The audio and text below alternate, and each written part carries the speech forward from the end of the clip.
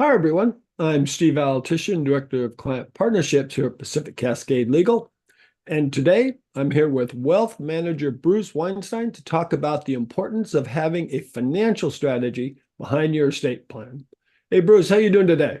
Good afternoon, good evening, good morning. How are you, Steve? I'm doing great. Good everything. We Good are we everything, are depending on the three time zone. hours apart. And Yeah. that's so before we start in though, can you just kind of tell us a little bit about yourself and how you got to be doing what you're doing? Oh, the journey's been long and treacherous, to I say the like it. least. I started as a financial advisor, what they called an account executive in 1986 in central New Jersey, Princeton. People might have heard of that. We were just called an account executive, and we were stockbrokers in the heyday of the Wall Street resurgence and Reaganomics. And over the years, I evolved into more of a financial planner and have been doing financial planning strategies and more consultative, approach versus just a flat out, hey, I got something to sell. One of my lines is we have nothing to sell, just problems to solve. So I'm a problem solver. And we help people from planning from college or retirement, obviously the estate planning we're going to talk about.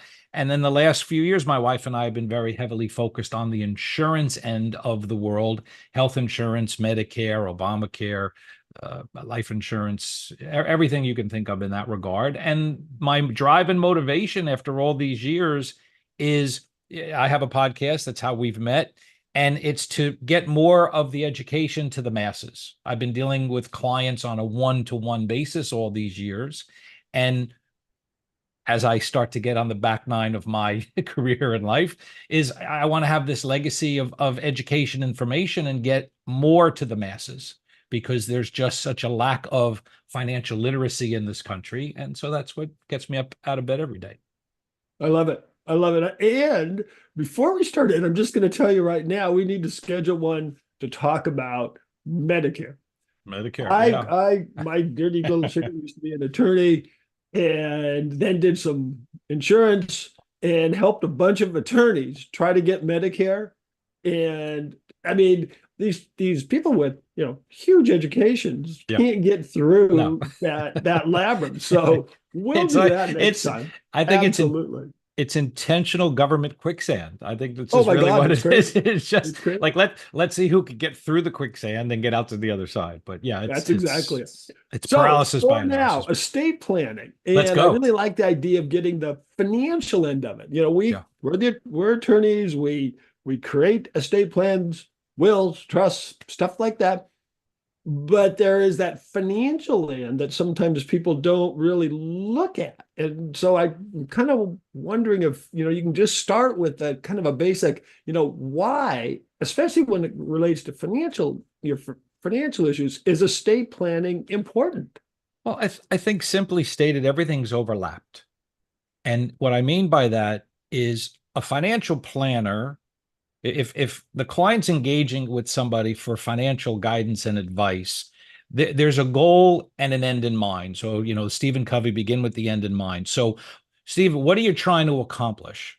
And then how do we work and dissect that backwards? And so the financial planning is a proactive way of making projections and assumptions and analysis, and then monitoring the journey as time plays out. I can't control the stock market results, but I know what the stock market history has done. So you can forecast modest to aggressively based upon the client's risk tolerance, their budget, their spending habits, how much are they saving, how much are they spending, are they accumulating? And then ultimately, the goal on the back end is when they stop generating revenue from the so called work, when can they flip the switch to then access their assets? So Right. now how does that tie into an estate plan? Well, throughout this journey, there's assumptions and projections, if not physically what's in place today, of what the size of their assets and estate is. And so if it's somebody who's growing and saving and, go with the 80-20, go with the 1%, the 99%, whatever it is. But, estate planning has different tiers and different purposes for people. Having a basic will and trusts and guardianship for your minor children is your first lines of defense with a so-called estate plan. right? And then if I'm a multi-millionaire and a billionaire, well, it's even way more sophisticated requirements of estate planning. But if I'm dealing with John Q. Public, which has always been my wheelhouse, getting somebody from 1 million to 2 million to 5 million, based upon the changes in my career, when I started in the 80s, the estate tax threshold was $600,000. Now it's like 13 million. So the average guy in the street's not lying around with 13 million in the bank. But 600,000 was relatively easy, and now it's somebody's home or half of the value of their home, depending on where they live. So you had to do estate planning, you had to do projections. And then if I had a 55-year-old couple that had a 40 year life expectancy, well, the plan's going to show whether their assets are growing or shrinking. And then based upon what we know the tax codes are they going to run into an estate tax situation where they need to be proactive? So now you have to divide the assets and set up Q-tip trusts and residential trusts and, just making sure you have all the proper structure in place, which is where you, as the legal side of it, the attorneys, draft the documents in the legal side. Now, if somebody's already well above those levels, they own a business, a family business, and individual business, privately held, versus, if you're Bill Gates, his net worth's tied up with his stock. It's a publicly traded stock. So all of these dynamics have different directions and solutions to go, and different levels of sophistication. Oh yeah. I love the idea of knowing what you want to have happen, because a lot of times when we talk to people on your estate plan, their first thing they say is, well, I don't have enough money to have an estate plan, and so why should I have an estate plan? And or I'm too young to have an estate plan. But really, I mean, it seems to me that those are the two things you should start having your estate plan even then, because like you say, you can help them add that financial part. Sure. And obviously, the rule of 72, Mm-hmm. Right. earlier you Compounding. start, the better you're off. It again, to me, they're not, if I'm using the phrase the right way, they're not mutually exclusive. No. They're joined at the hip, Yep. because A leads to B. Yeah. We, a shock face alert here, like we're all going to die at some point. And when we die, our affairs have to be settled. So depending on the state that you live in, whether it's a probate state, mandatory probate or not, how do you hide your assets, protect your privacy? How do you streamline the transference of the assets to next of kin, whether it's marital or not? And again, it is so much, as you and I were talking offline, of what people don't know. And my job, your job, a CPA's job, is to help our clients identify and handle the blind spots. Because nobody, just like a doctor can't know everything, they have textbooks and they have a specialist. The brain surgeon's not going to know to do the cardiac, procedure. You're going to need a cardiologist. So it's the same thing when you're talking about somebody's finances. Like, I know enough to be a little bit dangerous or conversational, or more importantly, to identify a problem. But if it's tax and estate related, I need you and I need the tax advisor. That's not my wheelhouse. But Yeah. the planning is, I've used this for many years. I'm sure you, as many listeners, as a kid, used to skim rocks, right? You go to a lake and you'd Yeah. find a nice flat rock and you'd see how far you could skim the rock. But what you saw was the ripple of the wave as the rock made the connection to the water. And so I use that as whether you have a financial plan or not, you're on a path. And today's the first day we can identify where the path is landing or winding up. And if you don't like where that path or that direction is heading, today's the first day we can fix it. I Yeah. can't go back 10 years ago and said you should have bought Apple, or 30 years ago Microsoft, or whatever, right? So again, it's a little cliche, but today's the first day of the rest of your financial planning life. So today's when you start, then at least now and you're taking proactive direction of where you're heading. And if you don't like it, well, then how serious are you going to buckle down to fix it? And so does that mean you're going to have an estate problem? May or may not. You may never be able to accumulate enough wealth to do so. But again, I would think, as most estate planning attorneys, they're usually working with somebody at a certain level of financial wealth that needs your services, right? They're not a guy with $50. It doesn't need an estate plan, per se, but somebody with 50 million does, somebody with 5 million does. So it just depends on the complexity. And if I may, there's a question and challenge that you could throw into this, and we could talk about that next, is there's liquidity issues. You read my mind. You Yeah. read my mind. I didn't look at the cheat sheet, I promise. That, yeah, And, really. That, there's two aspects I've always kind of thought about an estate plan is that I come into you and I say, here's what I want to do. I want to make sure that my spouse is going to be well off, that my kids are going to be well off. I want to make sure I have something for that. And that whole thing, like, here's what I want to have. And then there's that second part, which is, okay, you got all the stuff. So your kids are going to get a house and a property and, all these non-liquid things. It's like you have to think of not just you're building it up, but they're taking it out. it, the conversation and the buzzwords, multi-generational wealth and transferring the assets down to the next generations, like the Fords and the Rockefellers did, right? But I guess to say from a liquidity standpoint, let's use the example. If somebody's very heavily invested in real estate, that's different than Bill Gates owning a lot of Microsoft. The market is open now. It's 1 o'clock in the afternoon Eastern time. Bill Gates can hit a sell button. The estate probate attorney or whoever is handling his affairs can hit a sell button and create instant liquidity. Microsoft is tradable all day, every day. Now, he may have too much to sell, and that's a different problem. But the point is there's instant liquidity, and you could find a market maker and you could move X amount of shares if you needed to, right? But if I own Fifth Avenue in New York City, if I'm a real estate developer, a real estate investor, Trump, whomever out there, there's a lot of people are very heavily invested in real estate and made billions of dollars. That's not as liquid. There's an issue of timing. There's an issue of finding the right buyer, and then there's the length of the transaction. And so, as your listener probably knows, there's a certain amount of time to settle the estate tax once somebody has passed away, and the government wants their money within a reasonable amount of time. I believe it's 10 months, is it not? So, you have to rectify and create liquidity.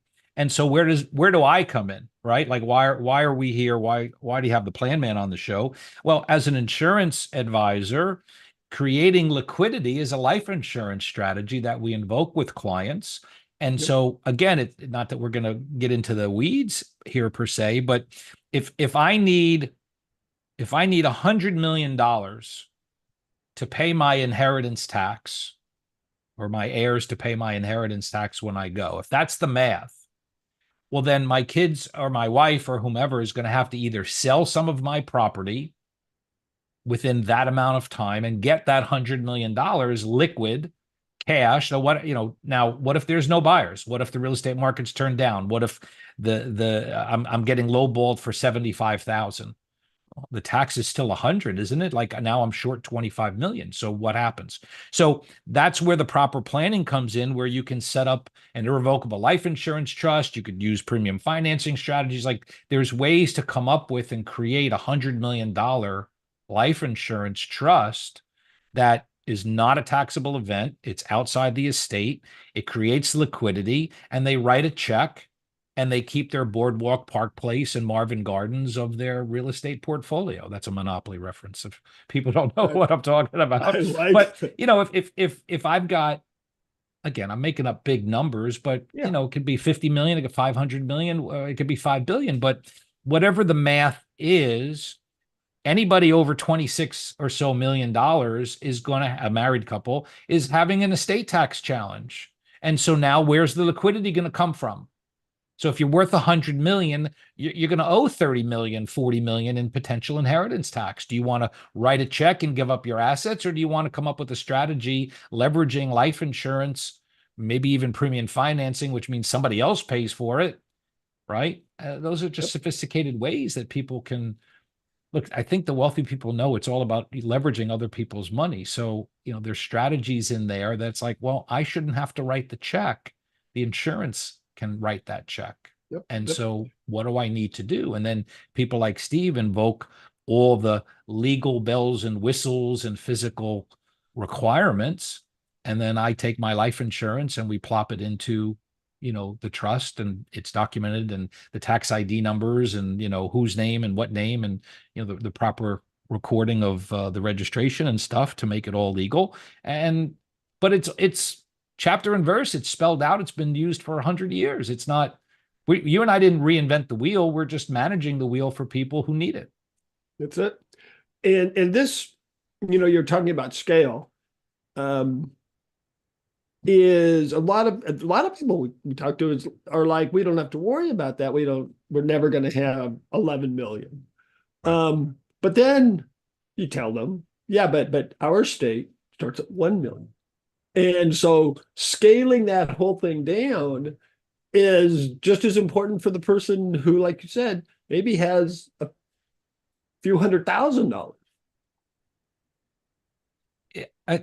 What the challenge I found, again, I mentioned I'm doing this 38 years, is the two buzzwords I throw out a lot is omnipotence and apathy.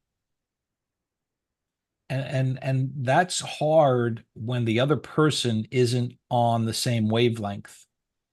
I can't overcome apathy. If you don't Yeah, give a crap, what am I supposed to do about it? yeah. I'm not the one who's going to be suffering. I'm not the one who's going to be writing the check or forced to liquidate a property, or, and they say life insurance isn't for you, it's for them. And how many people don't carry life insurance to cover college or the mortgage or whatever? And it's like, well, I don't care. Well, what's your wife and three kids going to do when you die and they can't keep their home anymore? Like, are you envisioning what could I'm not going to die. Really? Okay. Like, Yeah, that sort of is and I'm sure you have this, and you, as your clients, it's not just one spouse. There's two spouses, well, that's right. and they're coming in for advice, and with the total understanding that one could die before the other, and you have to help them kind of work through that. It's not just, oh, I want to do this because I want to do this, and it's great for me now. I, I've, I would say the majority of my career has been dealing with couples where the majority, both spouses worked. Yeah. I don't think that Ozzie and Harriet nuclear family of the 50s in my career has really been mom stayed home and dad worked. And it doesn't, not to say that I didn't have clients that did, but the majority were reliant. But if you use that stereotypical nuclear family, dad worked and mom stayed home, and then you say, well, I need the life insurance on dad because he's the breadwinner. And then a lot of times I'd say, well, what about getting insurance on mom? And they'd be like, well, I don't need it. Like, I'm like, really? She takes care of the kids. Like, she provides services and value. What's going to happen to your 3-year-old, 5-year-old, and 7-year-old? She's gone. Who's raising your kids? Are you going to keep going to work every day? Are you going to have to pay for a nanny? Do you want to stay home and be a stay-at-home dad? Your kids have just suffered this traumatic loss. Like, I try and put them in the reality, and I come from an environment, unfortunately. My folks divorced at a young age. I was raised by a single mother, and my mother passed. I was 22, but my mother died at a pretty young age at 45. So, I was thrust into being raised by a single parent. My dad wasn't around that much. There was economic burden that came with that, right? So I can express some of those challenges and put that apathetic husband back in place of like, dude, you're going to need resources. You're not going to be able to work the 60-hour work week and take care of a 3-year-old. Like Yeah. it's just Yeah. not going to, you're going to need to hire somebody or you're going to need to take time off. So yes, I Yeah. suggest you pick up a policy on your wife as well. And a term insurance, Steve, is super inexpensive. Like, but again, it's back to apathy and omnipotence. It's not going to happen to me and yada, yada. Right. And so, that's we do a lot in the health insurance world, and this is a little bit of a tongue in cheek. Is people are, I don't need health insurance. I'm in good shape and I'm healthy. Yeah. And our response is walk around any hospital outside of the maternity ward and ask them if they planned on being there that day. Yeah. Yeah. I didn't And plan on getting sick, a heart attack or a stroke. Like I wasn't planning on being here. Well, that's why you have insurance. Like that's yeah. why. So I don't know when that stroke kills me and my wife finds me, God forbid, at the bottom of the stairs dead. And now she's like, what do I do to pay the mortgage? How do I put the kids through college? What do I do to retire? Can my wife go out and if I make a couple $100,000 a year to run the household and have a lifestyle for my family, can my wife go out and make $200,000 a year to maintain that lifestyle? No, Right. no. I mean, these days maybe yes, but you get the point. Is like, but that's where you have to put people Yeah. in the Yeah. pain, and then let's tie it back to the estate. So now the estate liquidity and the estate needs are, well, why for the cost of a proper A consultation and B, properly designed estate plan, a few $1,000s, depending on how, border, starting point and up, right? Depending on how sophisticated, but, 2 to 5,000 would be, your basic work, right? You can eliminate the most common mistake that people have made. And that's not splitting the assets properly and then having assets taxed that didn't need to be taxed. Yeah. And I mean, that was estate planning 101, when it was $600,000 because you could protect 1.2 million in the snap of your fingers. Yep. Yep. But most people And never did it. But it's interesting. And that kind of leads to, estate plans. And we talked to this about people aren't just about dying. They are also about living well as you get older. sure. And that's where, especially a lot of times, the financial planning becomes important. And one of the things we kind of hear sometimes is, well, I've got this retirement sort of strategy, but our kids are going to go to college, and so now we're going to have to, not do that for the next 5 years or 10 years because we got to put our kids in college. And I'm assuming people kind of come and talk to you about, these things come up and it can just derail people, with what they want in their estate plan and their financial planning. Well, I mean, how big is the epicenter of the entrepreneur in this country? How many small business owners are there? And by what definition do you want to call them a small business owner? But, how many small business owners are worth between 10 and $100 million? How do they properly sell and transition their business if they have an exit strategy?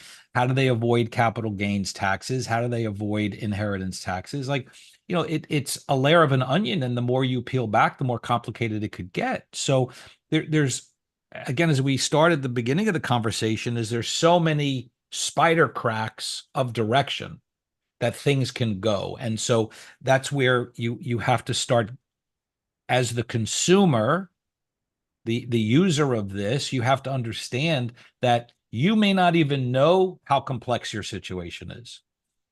And additionally, you may not know how easy it is to fix it. Yeah. And so avoiding it for a few dollars, a few minute consultation, a few hours of legal work, all of a sudden wipes out, hey, I just saved $1 million. Like, well, yeah, it was worth paying Steve $5,000 for that, wasn't it? Or 10 grand or whatever it is. And so one of the biggest cases I worked on, and again, the taxation levels were nowhere, state tax levels weren't anywhere near where they were. This is over 20 years ago, but I had a couple that had a $5 million stock position with an $8,000 capital gain. Sorry, $8,000 basis, Ooh, making it literally a $5 million capital gain.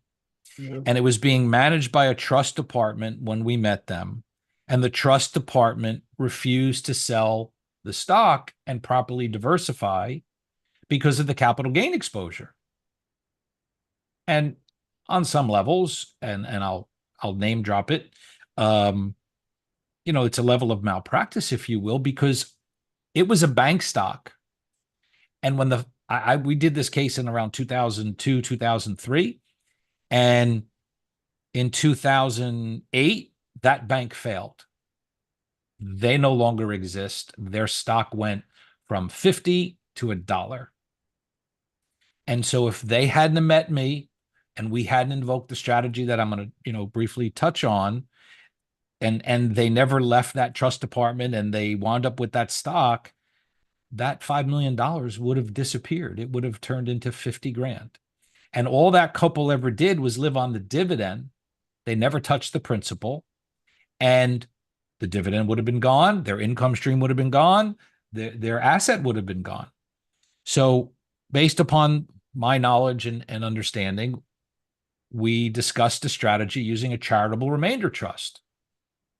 So as you know what it is, as a estate planning tool, this is a way to combine gifting, because most people would like to give or prefer to give their money to a charity. Who's first? Family first, charity second, government third, right? Like that should be the pecking order, and third should never come, right? Warren Buffett's rule, first rule of Warren Buffett is never lose money, right? Never take a loss.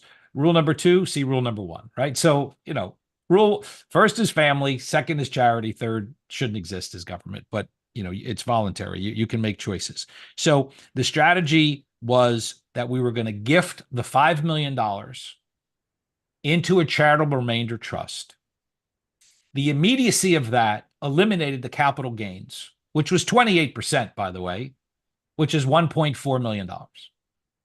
Now we get a $1.4 million to reinvest. We have the full $5 million to reinvest. We put them into an annuity, has guarantees, right? And they're able, based upon the calculations with the government at the time, to pull out about 8%. So now they're going to get pretty much lifetime income of 8% off of their charitable remainder trust. Now, the dividend of the stock wasn't paying them that much. It was definitely not paying them 8%. And we got to diversify, protect the assets, use the annuity, have some guarantees in place. And then ultimately, when they die, as the remainder trust means, is the remainder of the money would go to their charity. And then they got a present value tax deduction. So that cash flow was tax-free for a few years. And then the last piece de resistance was we then took about $40,000 of the $400,000 of income, so 10%, and we were able to buy a second to die life insurance policy funding an ILIT trust for the $5 million that they just gave away. Again, the tax levels were like 1.2 at the time. Okay. Right. So if they died with 5 million, they would have had an inheritance tax on 3.8 plus the capital gain, which would have shrunk the size of their estate. So, net, we saved them a couple $1 million in tax. They have an ILIT trust set up for $5 million. Now, we recommended more because the 5 million would have grown theoretically over time, but they were comfortable at 5 and they opted to go with the 5. Like the husband wasn't the parent. Those were his stepchildren. And his attitude was 5 million's enough for them. So, he didn't want to give them 10. So we did all of that work. And so massive, massive problem solved. Yeah. And so, go ahead. I was just going to say, first of all, we're almost done, but that is exactly kind of what leads to both on estate planning and I think on financial planning is it's not a one-time visit. No. And you would never discover that if you weren't like thinking about it and knowing maybe when you need to update something. And I'll throw this out in the scheme of things. Again, it's 20 years ago. I was working at Wachovia Securities. So I don't know how many advisors we had, 10, 12,000. But what I'm about to say, it's not patting myself on the back as much as the warning sign. Yeah, There's tens of thousands of financial advisors have no idea how to spell charitable remainder trust, right. CRT. Like they wouldn't have my partner didn't understand what it was. Okay. I had advanced training. I went to a course and got certified on charitable remainder trusts. I educated myself.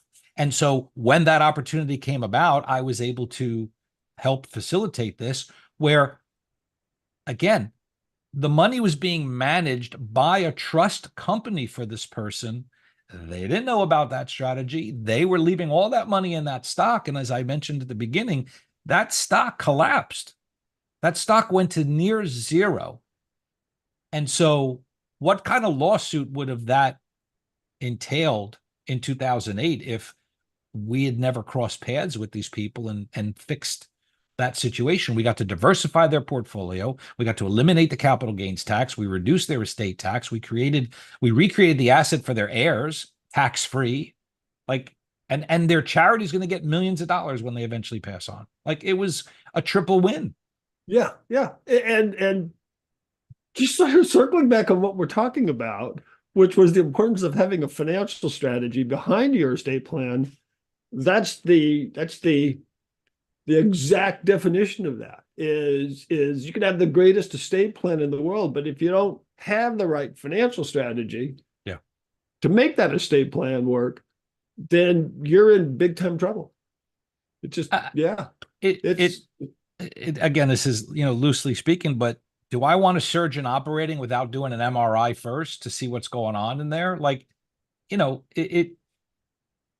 we said it earlier, they're not mutually exclusive. They should be working hand in hand. To just plop down an estate plan without having a financial plan and projections. yep, It's like, let me pay my taxes, but never really reconcile my profit and loss and my income. Like, yeah, no, you have to do the work before you get to the end to then go do the next step. And so, yep, for me, it's building blocks that take to the journey. And then my body of work is going to lead to direction for you of, well, this is what we're facing and dealing with, Steve. How would you suggest family limited partnerships? Like, what do you want to do here? That's not my wheelhouse. What would we do here? And I'll tee it up for the client to say, look, these are the things we're going to need to be doing. I'm going to bring in Steve, and Steve's going to take it from here. Now I'm going to sit with you because that's what I've always done. I'm kind of the co-pilot with my clients when I bring in a tax or an estate yep, person, and I sit with them through the process. Like, I'm, with all due respect, I'm the interpreter, yeah, because a lot of the professionals on the estate and tax side, everybody talks like Charlie Brown's teacher. Wah wah wah wah wah, and the client has no idea what you guys are talking about.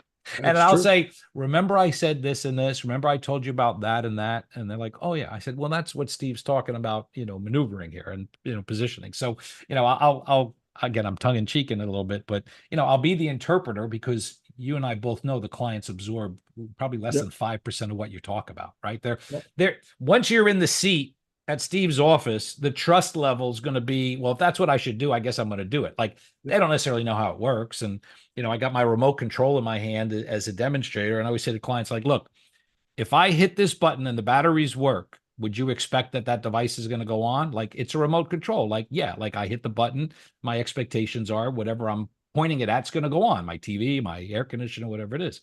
I said, but the engineer, right, the analytical guy, he's going to want to open it up and he's going to know how all the wirings work and all the intricacies of it. Well, that's not every client. Most clients just want to know, hit the button and it works. yep, And then that rarer client, the analytical client, the engineer, is going to say, Steve, show me how it works, right? yeah, Pull this apart. And I get that, with the planning as well. So, you want to go into the software and look at the projections and how it's being calculated in the spreadsheet, have at it. Like, whatever you want. But, at the end of the day, it's a trust factor of like, look, we're professionals. We're trained, experienced, certified. And if you do what we tell you to do, it's in theory going to work, right? Barring yep, tax code changes or, yep. something else, I love it. world I love war. it. Well, we have definitely run out of time. And that's unfortunate because we could talk for this for another hour easily. Bruce, before we let you go, though, if someone wants to get a hold of you, you can just tell Yeah, them how they absolutely. can do that. So 844 toll free number 844 plan man plan man that'll come to me. My podcast is called Ask the Plan Man, and you could follow us at planman.tv and hit my YouTube and subscribe and follow us, and pick up more education on. We've got 57 or so episodes to date on all things insurance and financial related, car financing, budgets, long-term care. I mean, we cover the gamut, and hopefully we'll continue to bring more value and more, production of shows for people to.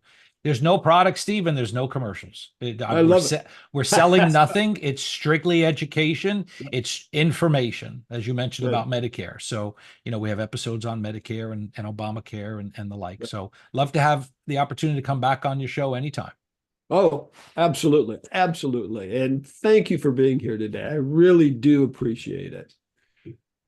Thank you, everyone else, for joining us. If anyone has further questions on today's topic, you can post it here. We can get you connected with Bruce, or you can go connect with him directly. And until next time, stay safe, stay